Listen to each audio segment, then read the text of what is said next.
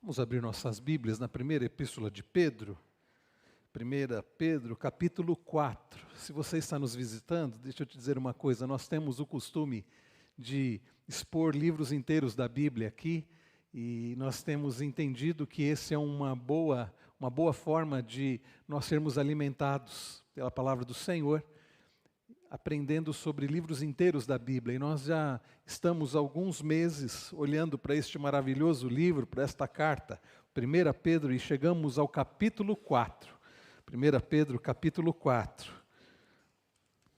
São apenas mais 2 capítulos e nós encerraremos a exposição deste livro, desta carta. 1 Pedro, capítulo 4. Hoje nós vamos tratar dos 6 primeiros versículos. Peço que você acompanhe com atenção, com disposição, com interesse, a leitura da palavra do Senhor, porque é ela que é alimento para mim e para a sua vida. Diz-nos assim: ora, tendo Cristo sofrido na carne, estejam também vocês armados do mesmo pensamento, pois aquele que sofreu na carne rompeu com o pecado, para que, no tempo que lhes resta na carne, vocês não vivam mais de acordo com as paixões humanas, mas segundo a vontade de Deus. Porque basta que no passado vocês tenham feito a vontade dos gentios, tendo andado em práticas libertinas, desejos carnais, bebedeiras, orgias, embriaguez e em detestáveis idolatrias. Por isso, falando mal de vocês, estranham que vocês não se juntam com eles no mesmo excesso de devassidão. Eles que terão de prestar contas àquele que é competente para julgar vivos e mortos. Pois para este fim, o Evangelho foi pregado também a mortos, para que mesmo julgados na carne, segundo os homens, vivam em espírito, segundo Deus. Vamos orar? Pai Celestial, a Tua palavra é a verdade, é o que nos alimenta, é o que nos encoraja. E nós precisamos de alimento do Senhor, alimento espiritual. Nós precisamos de encorajamento, nós precisamos de fortalecimento. Nós, adultos, jovens, adolescentes, as crianças também. Por isso, fala conosco, a todos nós, aqueles que já servem ao Senhor, aqueles que ainda não servem, aqueles que estão aqui, aqueles que estão acompanhando à distância, aqueles que ouvirão essa mensagem num outro momento. Fala conosco, em nome e para a glória de Jesus. Amém. Eu não sei se você é daqueles que canta por cantar, ou se você presta atenção no que você está cantando. As músicas em inglês, geralmente, eu não sei vocês, mas eu passei grande parte da minha vida cantando coisas que eu não tinha nem ideia do que eu estava cantando, né? Às vezes conseguia a tradução e às vezes me surpreendia. Nossa, é isso que diz a letra dessa música? Mas sabe, mesmo músicas na nossa língua, mesmo músicas que nós entendemos, às vezes nós cantamos e não paramos para pensar no que nós cantamos. Vocês prestaram atenção no que vocês cantaram ainda há pouco? Nós cantamos um cântico dizendo assim: te louvarei, não importam as circunstâncias. É forte isso, não é? Depois, o segundo cântico que nós cantamos, esse que nós acabamos de cantar, Aclame ao Senhor, há uma parte que diz assim: sempre te adorarei, sempre te adorarei. Bem, foi isso que Davi escreveu no salmo que nós lemos há pouco, o Salmo 145. A disposição do salmista em louvar ao Senhor, em servir ao Senhor, em exaltar ao Senhor em todos os dias, em todos os momentos. Mas então vem a pergunta: como isso é possível? Nós que temos dias difíceis e alguns dias fáceis, e os dias difíceis são maiores, são mais intensos, são mais frequentes do que os dias fáceis. Como viver uma vida de adoração, de louvor ao Senhor, mesmo em momentos difíceis? Aliás, a pergunta talvez nem seja essa. A pergunta é possível uma vida de serviço ao Senhor, uma vida de amor ao Senhor, uma vida de louvor ao Senhor sempre? Uma vida de obediência ao Senhor, mesmo na perseguição, mesmo quando as coisas são difíceis? A resposta é sim. E aí então vem a segunda pergunta: como é possível? Bem, Pedro nos ensina como é possível. No texto que nós acabamos de ler, Pedro nos ensina que é possível uma vida de obediência, de serviço ao Senhor, mesmo passando situações difíceis. O texto que nós lemos nos ensina, queridos, que ao termos a disposição, a mente de Cristo, essa disposição de Cristo, nós podemos suportar sofrimentos, rejeição, dificuldades, dizendo não para os desejos da nossa carne e obedecendo ao Senhor, porque o Senhor Jesus já pagou todo o preço. Mais uma vez, queridos, nós vamos aprender nesta manhã que por causa de Cristo, tendo a mesma disposição da mente de Cristo, é possível sim uma vida de obediência, de serviço ao Senhor, mesmo no sofrimento, mesmo passando por rejeição, porque Jesus já pagou o preço e Ele vai fazer justiça.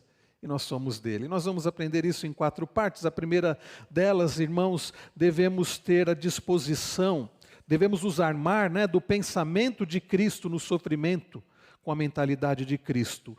Arme-se com o pensamento de Cristo, com a mente de Cristo no sofrimento. É o que nós vemos no verso de número 1. Ora, tendo Cristo sofrido na carne, estejam também vocês armados do mesmo pensamento, pois aquele que sofreu na carne rompeu com o pecado. Irmãos, nós estamos olhando para esta belíssima carta já há alguns meses e nós temos aprendido muitas e preciosas lições com o apóstolo do Senhor, Pedro, que não foi um homem perfeito, que num momento de grande perseguição acabou por sucumbir, acabou por negar a Cristo, mas que foi tratado por Jesus. E então, com coragem, com intrepidez no Senhor, tendo a mesma disposição mental de Cristo, escreveu esta carta para nos encorajar. Pedro escreveu para aqueles primeiros leitores da sua época, gente que Pedro chama já desde o início da carta de forasteiros, peregrinos, gente que pertencia ao Senhor, gente que vivia na região da Ásia Menor, hoje a atual Turquia, gente que por amor a Cristo estavam sendo rejeitados, estavam sendo humilhados, estavam sendo perseguidos, gente que já estava sofrendo uma grande perseguição por parte dos seus próprios compatriotas. A maioria deles nem era judeu, a maioria deles era gentil mesmo, gente que com o seu próprio povo, dentro do seu próprio povo, já estava experimentando rejeição. Porque serviam a Cristo, porque amavam a Cristo, porque já não tinham a mesma prática, ou as mesmas práticas dos outros, dos seus amigos, familiares, estavam sendo rejeitados. Então Pedro, ao invés de dizer assim, olha, vocês podem, vocês conseguem, ou ao invés de dizer assim, é melhor desistir, Pedro vai encorajar aqueles nossos irmãos do passado e a nós hoje, a resistirmos firmes, mesmo quando somos rejeitados, a resistirmos firmes, servindo ao Senhor neste mundo caído, neste tempo da nossa peregrinação, porque estamos aqui de passagem. Lembrem-se sempre, somos forasteiros e peregrinos neste mundo. E como não pertencemos a este mundo, nós vamos ser perseguidos, sim. Nós vamos ser rejeitados, sim. Eu tenho uma notícia para você, talvez você não vá gostar dessa notícia, mas a coisa ainda vai piorar. E eu digo isso não porque eu seja pessimista, não. Mas porque a Bíblia fala sobre isso. E ao olharmos ao redor, como este mundo tem caminhado, como pessoas que rejeitam coisas que a Bíblia rejeita já estão sendo condenadas, já estão sendo rejeitadas. Ou vocês veem nesses canais famosos, crentes sendo chamados para dar entrevista, pastores firmes sendo chamados para participar desses programas. Não. Quem é chamado é quem endossa a agenda anticristã desse mundo. Então, queridos, Pedro encoraja aqueles nossos irmãos do passado e nos encoraja hoje a um viver agradável ao Senhor, mesmo em meio aos sofrimentos. E a primeira coisa que Pedro nos ensina é que Cristo, tendo Cristo sofrido na carne, nós devemos estar armados do mesmo pensamento de Cristo. O versículo começa com um ora. Ou seja, faz ligação, mostra que é ligação com o que Pedro vinha falando antes. E quantas coisas Pedro falou antes, e desde o verso 13 do capítulo 3, por exemplo, nós lemos sobre o sofrimento de Cristo. Pedro continua, meus irmãos, falando sobre o tema sofrimento. Pedro continua a falar sobre o sofrimento de Cristo, porque isso tem tudo a ver com a forma como nós vamos encarar o sofrimento que vamos passar.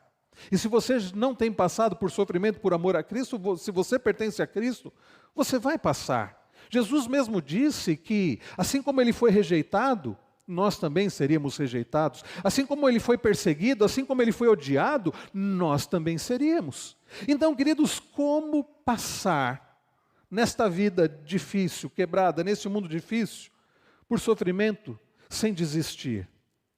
Bem, a primeira coisa então que Pedro nos ensina é que nós precisamos nos armar com a mesma disposição mental de Cristo. Nós não estamos numa colônia de férias. Isso é bom que as crianças aprendam desde já. As crianças estão conosco, é muito bom ter vocês conosco, crianças. É bom que os nossos adolescentes saibam disso. É bom que os jovens sejam lembrados disso e nós adultos, que certamente já ouvimos isso e já percebemos isso. Vida cristã não é vida de colônia de férias. Não é um spa. A nossa vida aqui neste mundo, no tempo que vamos passar aqui, não será um tempo de férias, de spa. Como peregrinos e forasteiros, nós não estamos aqui passando férias. Nós não estamos aqui para usufruirmos do conforto desse mundo. Não, ainda que não seja ruim o conforto. Precisamos tomar cuidado para não colocarmos o nosso coração no conforto. A Bíblia retrata a vida do cristão como uma batalha. Paulo, ao escrever Efésios 6, diz que nós precisamos nos revestir de toda a armadura de Deus. Queridos, nós estamos inseridos numa batalha, e essa não é uma batalha física, não é uma batalha material, é uma batalha espiritual. De forma que o apóstolo Pedro aqui vai dizer, assim como Paulo escreve em Efésios 6, que nós precisamos nos armar. E as nossas armas são armas espirituais. E a arma principal, e que Pedro diz aqui, é uma disposição mental. Ele diz, armados do mesmo pensamento de Cristo.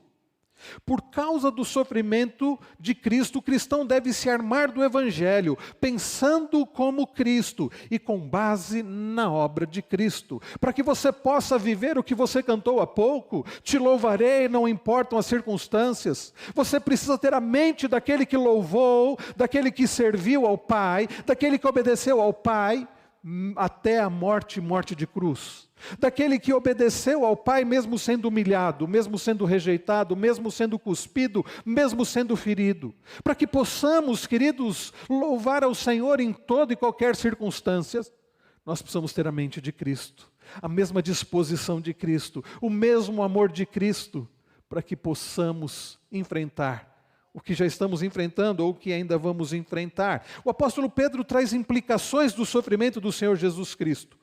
Pelo fato de estarmos unidos a Cristo, existem, irmãos queridos, implicações da forma como nós conduzimos a nossa vida diante do sofrimento.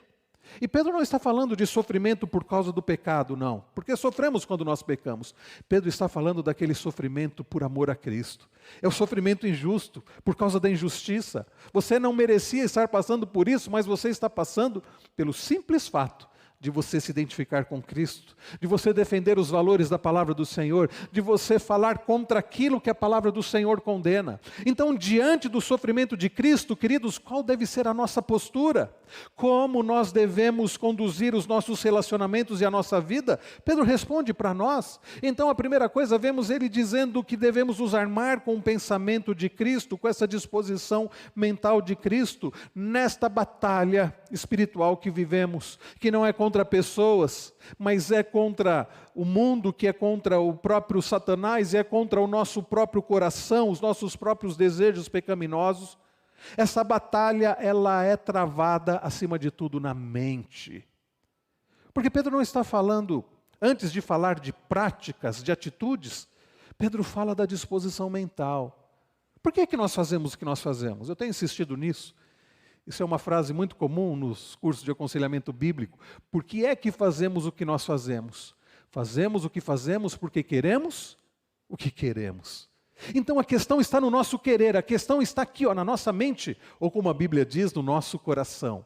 A primeira coisa, e o fundamental para tudo, para que possamos estar preparados nessa batalha, que é uma batalha espiritual, que é uma batalha contra o diabo, contra o mundo e contra os nossos próprios desejos, é uma disposição de mente semelhante à de Cristo. Então a vitória nesta batalha espiritual ela é certa. Nós não precisamos ter dúvida disso, porque Jesus já venceu. Só que esta vitória ainda vai ser consumada na bendita volta de Jesus e quando reinarmos para sempre com Ele. Até lá, neste mundo caído, quebrado, mesmo tendo a vitória certa, nós precisamos estar preparados, nós precisamos estar bem municiados, nós precisamos estar bem armados espiritualmente. Então a nossa batalha, a nossa luta, a nossa guerra, que não é contra pessoas, ela é travada espiritualmente. Nós precisamos estar com a nossa mente preparada. Se você não está com a sua mente preparada, você não vai resistir no dia mau, no dia do sofrimento, você vai sucumbir. Se na sua mente o que está lá é, eu mereço uma vida de conforto, eu não mereço sofrer. Tem uma igreja aqui embaixo que prega essas coisas. Mas se você está com a sua mente preparada em Cristo, aquele que teve disposição de sofrer e de morrer por amor ao seu povo, em obediência ao Pai, aí você vai estar de fato preparado nesta batalha espiritual, nesse mundo em que estamos aqui como peregrinos e forasteiros e que experimentamos dissabores, dificuldades, perseguições. A preparação para essa batalha, queridos, ocorre então particularmente na nossa mente, na maneira como nós pensamos.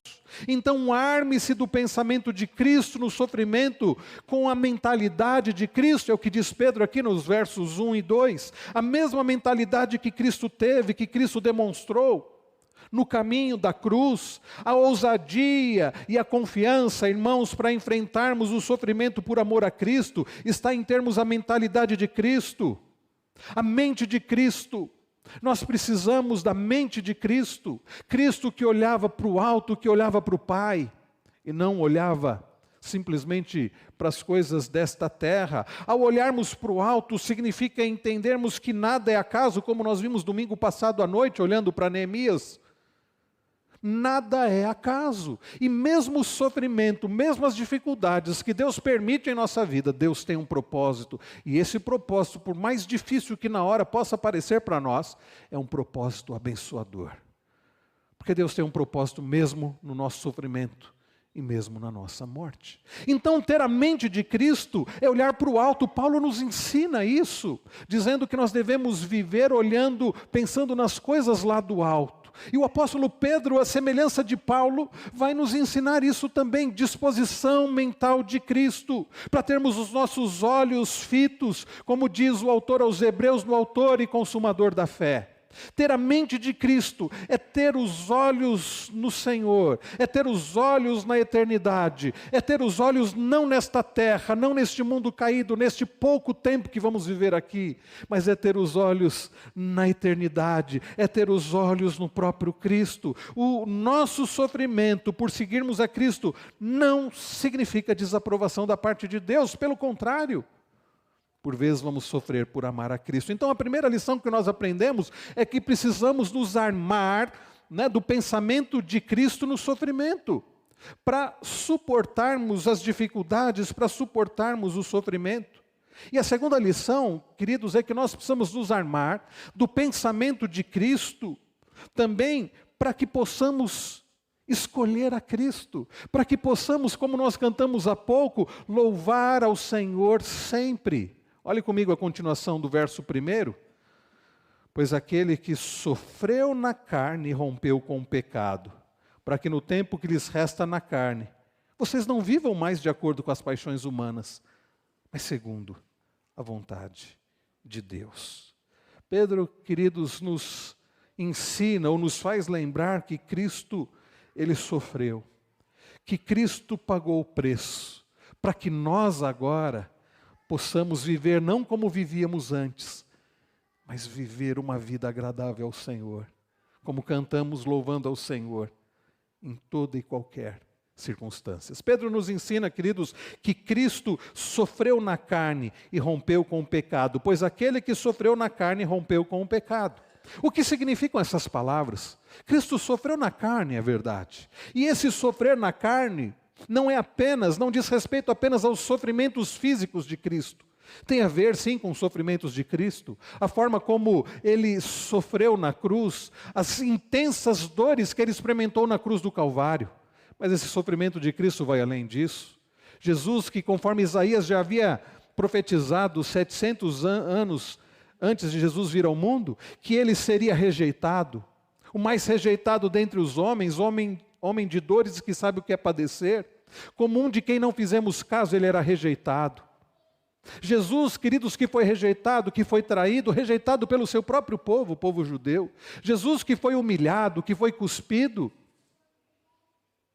Jesus sofreu na carne. E por que é que Jesus sofreu na carne? Porque Ele tinha prazer nisso de forma alguma. Jesus deixou a sua glória, João diz isso, no princípio era o verbo estava com Deus e o verbo era Deus. João 1, e depois João vai dizer, e vimos a sua glória como do unigênito do Pai. Jesus que deixa a sua glória, Paulo trabalha isso escrevendo aos Colossenses, Jesus deixa a sua glória, e escrevendo aos Gálatas também, e Ele se faz carne.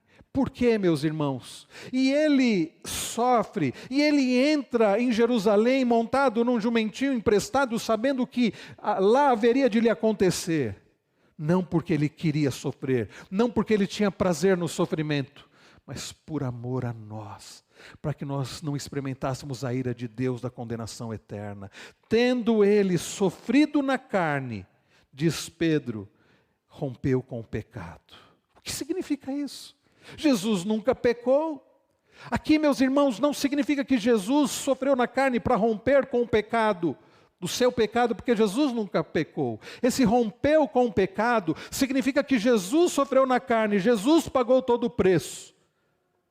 É por isso que na cruz Ele disse, está consumado, a sua obra foi cumprida, Cristo já pagou o preço.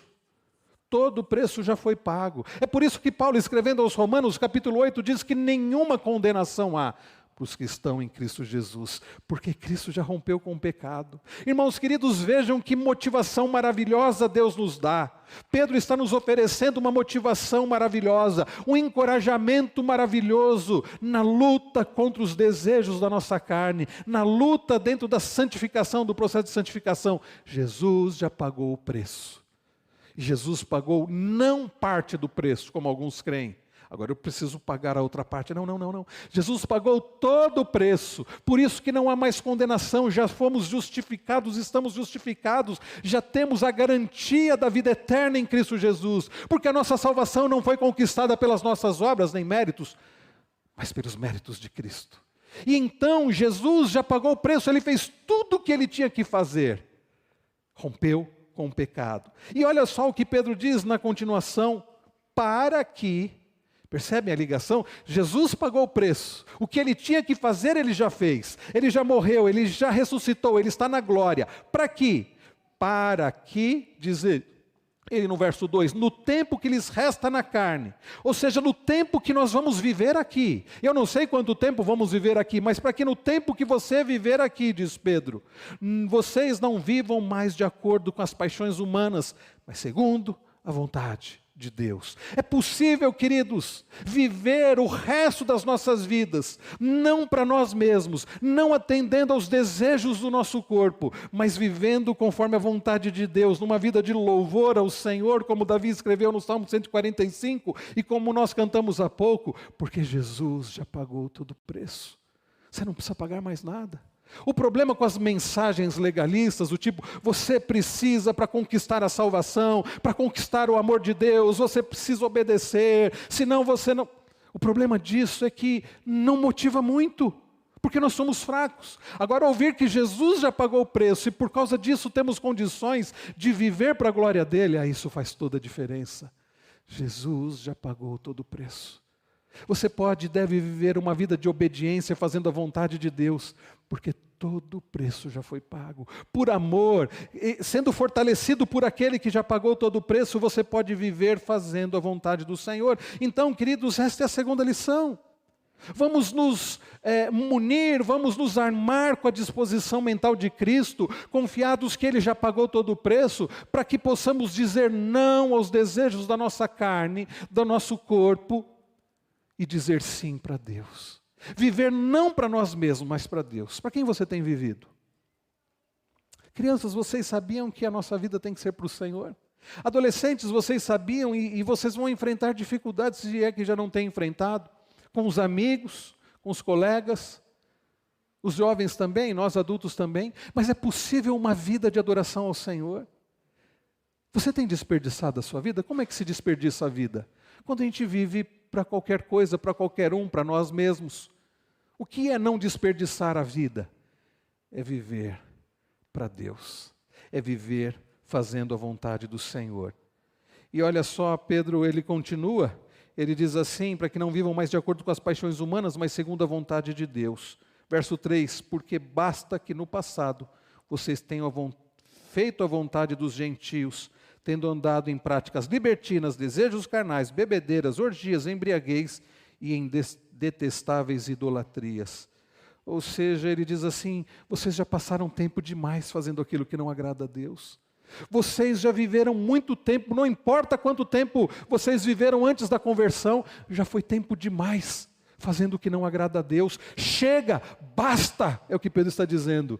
Agora, vivam de forma agradável ao Senhor. Irmãos queridos, munidos com a mente de Cristo, fortalecidos pelo Senhor, vivamos firmes, mesmo no meio ao sofrimento, vivamos firmes, dizendo não para o que nosso coração deseja, e sim para Deus. E em terceiro lugar, meus irmãos, precisamos nos armar do pensamento de Cristo no sofrimento, contra a reação daqueles que não amam a Deus. Verso de número 4. Por isso, falando mal de vocês, estranham que vocês não se juntam com eles no mesmo excesso de devassidão, eles que terão que prestar contas àquele que é competente para julgar vivos e mortos. Quero destacar agora o verso 4. Por isso, falando mal de vocês, estranham que vocês não se juntam com eles no mesmo excesso de devassidão.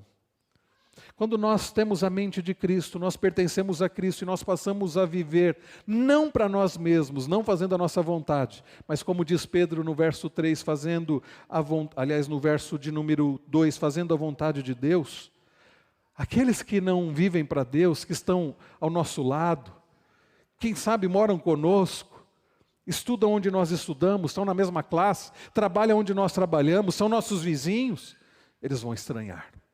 Sabe, porque eles vivem com uma disposição mental diferente, vivem para si mesmos, vivem fazendo à vontade aquilo que o coração deseja. Daí não é incomum a frase do tipo, faça o que te faz feliz. Aí é assinado o diabo, né, Satanás. Faça o que te faz feliz, faça o que te dá prazer. Isso é a mentalidade de alguém que vive para si mesmo. Mas Pedro diz, não, porque Cristo já pagou o preço. Tendo a disposição mental de Cristo, vocês podem viver agora para Ele, porque Ele já pagou todo o preço. Mas aqueles que não vivem para Cristo, vão olhar para aqueles que vivem para Cristo e vão estranhar. Olha só o que Pedro diz, porque no verso de número 4, por isso, falando mal de vocês, estranham que vocês não se juntam com eles no mesmo excesso de devassidão. Eles acham estranho, eles ficam surpresos. Por que é que você é assim? Por que você, criança que pertence a Jesus, obedece papai e mamãe? Por que você, criança que obedece a Jesus, ama a Deus? Seus coleguinhas, crianças, vão achar estranho vocês dizerem assim, eu vou na igreja, eu canto no coral infantil, eu quero obedecer papai e mamãe. Seus amiguinhos talvez vão achar estranho isso. Adolescentes, os seus colegas e o senso de pertencimento é tão importante na adolescência, mas muitas vezes vocês, adolescentes, vão ser rejeitados pelo grupo de vocês, e eu sei que isso é difícil. E vão ser rejeitados. Se vocês amam a Cristo, vocês vão ser rejeitados. Às vezes isso acontece mesmo na igreja. Porque tem ímpios, tem gente que não ama a Deus na igreja e que rejeita aqueles que amam a Deus, às vezes isso acontece dentro da igreja. Gente que sofre pressão por amar a Deus dentro até da igreja, quanto mais fora. Vocês jovens vão chegar na faculdade e vão ser ridicularizados pelos professores, dizendo assim, os professores vão dizer, vocês acreditam naquela história de Adão e Eva? Vocês acreditam mesmo que Deus é o Criador de todas as coisas? Vocês são retrógrados, ultrapassados, ignorantes. E você talvez seja tentado a ir para o outro lado e dizer, tá bom, eu quero a ciência que os meus professores ensinam, não quero fazer papel de bobo, de ridículo. Pedro já está adiantando, e Pedro viveu isso na carne, e viu Jesus vivendo isso, vocês vão ser criticados. Vão achar muito estranho o jeito de vocês amarem a Deus. Mas permaneçam firmes. Vamos, queridos, tendo a disposição mental de Cristo, suportar as calúnias, as difamações, a rejeição, a perseguição. Nós temos um amado Salvador que foi rejeitado. Ele tem poder para nos fortalecer na rejeição.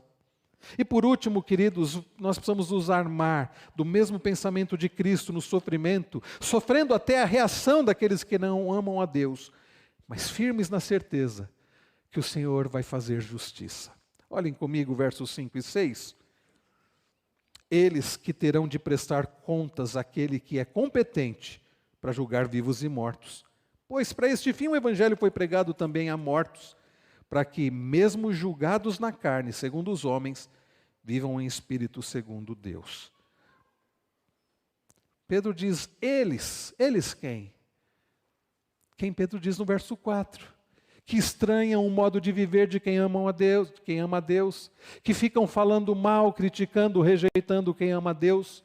Os ímpios, esses que odeiam a Deus, e odeiam o povo de Deus, e odeiam a palavra de Deus, e odeiam quem ama a Deus, um dia eles vão ter que prestar contas. Esses que por vezes você olha e parece que estão indo tão bem, eles que nos chamam de retrógrados, ultrapassados, ignorantes, eles um dia também vão ter que prestar contas ao Senhor. Eles vão ter que prestar contas no dia do juízo.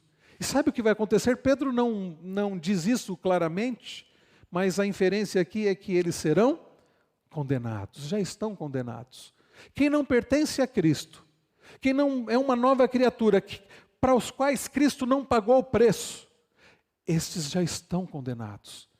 E eles podem zombar de nós, podem nos perseguir. Nós vimos domingo passado, no domingo da igreja perseguida, quantos irmãos nossos na Nigéria, perseguidos, humilhados, quantos irmãos nossos na Coreia do Norte, no Oriente Médio, na Colômbia, em tantos outros lugares, perseguidos, ridicularizados, humilhados, quantos irmãos nossos aqui, quantos de nós aqui, humilhados, rejeitados, satirizados na faculdade.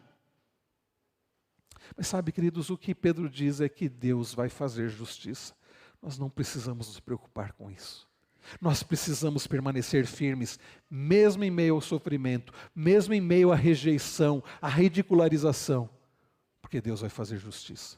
Noé passou muitos e muitos anos construindo uma arca, sendo objeto de zombarias, de piadas, de escárnio, e ele continuou firme, construindo aquela arca. E um dia ele entrou com os animais e a sua família na arca e a porta se fechou. E começou a chover, e chover, e chover, e a água foi subindo, subindo.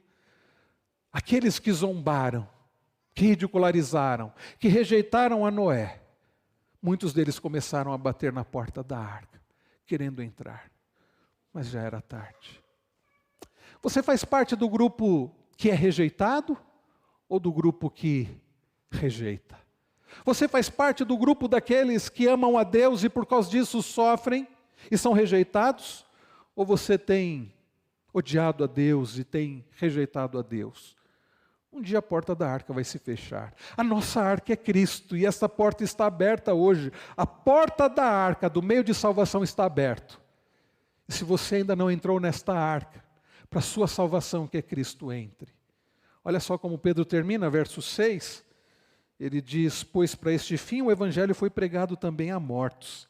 Este Evangelho foi pregado a mortos, significa, Pedro está dizendo assim, esse Evangelho foi pregado para pessoas que, nesse tempo que eu escrevo esta carta, já morreram. Para gente que sofreu perseguição, para gente que ouviu a mensagem do Evangelho e entrou na arca, para gente que ouviu a mensagem do Evangelho, disse não para si mesmo. Aliás, Jesus chega a dizer, aquele que quer vir após mim, negue-se a si mesmo, dia a dia tome a sua cruz e siga-me. Pedro está dizendo, muitas pessoas que negaram a si mesmos, que amaram a Cristo, que aceitaram essa mensagem, já morreram. O Evangelho foi pregado a mortos. Foi pregado para pessoas, aqueles crentes que já haviam morrido quando Pedro escreveu a carta. Enquanto ainda estavam vivos, foram evangelizados por missionários, pregadores, quem sabe outros cristãos.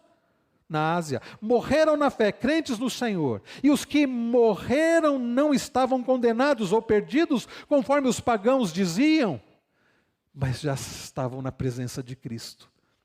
Queridos, nós precisamos e podemos resistir firmes no sofrimento, na rejeição, neste mundo quebrado, neste pouco tempo que vamos passar aqui, porque Cristo já pagou o preço. Cristo já pagou o preço. Nós podemos, com a disposição mental de Cristo, permanecer firmes, porque Ele nos fortalece e é olhando para Ele. Nós podemos permanecer firmes, dizendo não para os nossos desejos e vivendo a vontade de Deus, porque Cristo já fez tudo, Ele já pagou o preço e Ele é aquele que nos fortalece. Nós podemos permanecer firmes, mesmo sendo rejeitados, satirizados, perseguidos ou mesmo mortos. Porque Cristo foi rejeitado, satirizado, humilhado e morto, e Ele tem poder para nos salvar. O Senhor vai fazer justiça, e aqueles que pertencem a Ele já podem ter a certeza da vida eterna. Pedro termina dizendo, para que mesmo julgados na carne, segundo os homens, vivam em espírito segundo Deus. Aqueles que partiram com Cristo, vivem segundo Deus. Mas a pergunta é para você, que ainda não partiu. Você tem vivido para a glória de Deus?